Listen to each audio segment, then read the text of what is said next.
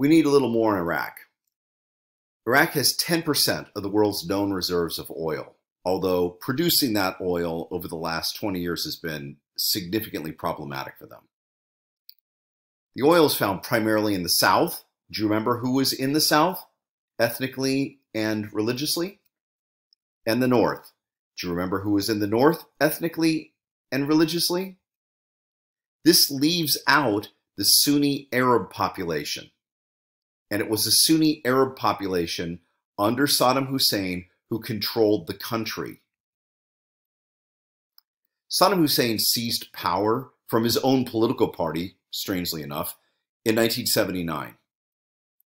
Almost immediately, as a result, perhaps, of the Iranian Revolution, revolutions generally make countries weaker and unstable, at least in the short run, Saddam Hussein and the Iraqi military attacked Iran. This was probably an attempt to run down the coast and grab the oil, but whatever the reasoning was, this initiated what's commonly known as the Iran-Iraq War that went from 1980 until 1988. Nobody really knows how many people were killed in this war. 1 million, 2 million, maybe even 3 million. Certainly that many casualties, if not that many people killed. In the US, we tend to call this the Iran-Iraq War. Our relationship with Iran was essentially non-existent after the Iranian Revolution. And I think that probably part of calling it Iran-Iraq was an attempt to make it seem like maybe Iran was the aggressor, but Iraq was definitely the aggressor. At the end of the war, neither country really gained much of anything. Then in 1990, Saddam Hussein's military attacked and invaded and took over, successfully, briefly, Kuwait. This brought on the Persian Gulf War that lasted from 1990 until early 1991. Very, very brief war. In this war, the Iraqi military was crushed. At the time, they had the 4th largest military in the world. Think about that. Only the big boys are ahead of them.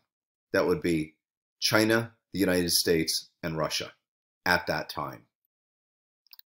Because Saddam Hussein had been so aggressive in the region, the United Nations put sanctions on Iraq.